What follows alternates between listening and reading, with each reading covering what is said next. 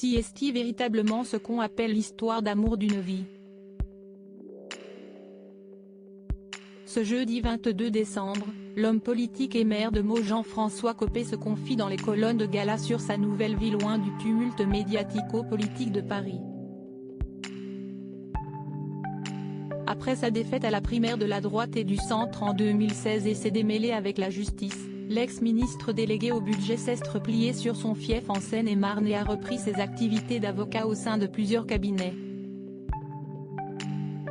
Une période que sa femme, Nadia Copé, a vécue avec la même intensité que l'ancien homme fort des Républicains, partageant ses difficultés et soutenant son mari coûte que coûte. Il faut dire que le lien qui unit les deux amants, souvent discret dans la vie publique, a la particularité d'être aussi ancien que solide. Nous avons été ensemble quand nous avions 18 et 20 ans pendant 1 an et demi, puis il m'a laissé un jour, pour partir avec une blonde, a-t-elle raconté à nos journalistes en plaisantant. Après leur amour de jeunesse, les deux se séparent et font leur vie chacun de leur côté, avec des joies, mais aussi des peines, avant de se retrouver finalement un jour, presque par hasard. J'ai croisé Jean-François dans les couloirs du lycée de mon fils. Il m'a dit qu'il était père de 3 enfants et avait divorcé. Nous avons renoué. Il m'a beaucoup soutenu, a-t-elle confié. Jean-François Copé et sa femme Nadia. Jean-François Copé, une voix écoutée au sein de sa famille politique. Entre eux, l'amour a alors démarré. Comme au premier jour, tout est allé très vite. Nous avons eu Faustine, leur fille née en 2010, note de la rédaction.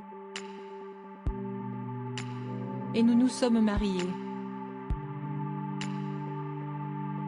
Il me dit souvent qu'il regrette ces si nombreuses années que nous avons passées l'un sans l'autre, a révélé la compagne du maire. Aujourd'hui retiré de la politique nationale, Jean-François Copé continue de temps en temps de s'exprimer dans les médias. L'ex-président des Républicains fustige Emmanuel Macron et sa politique, mais souhaite que sa famille politique tisse une alliance avec le parti du gouvernement pour devenir une voix importante dans le débat national.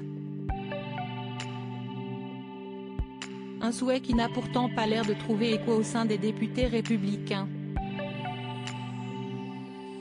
Retrouvez l'intégralité des confidences de Jean-François et Nadia Copé dans le nouveau numéro de Gala, en kiosque ce jeudi 22 décembre ou disponible en cliquant ici. Vous pouvez aussi recevoir Gala chez vous chaque jeudi en profitant d'une offre d'abonnement sans engagement. Crédit photo, Coadic Jacques Covid.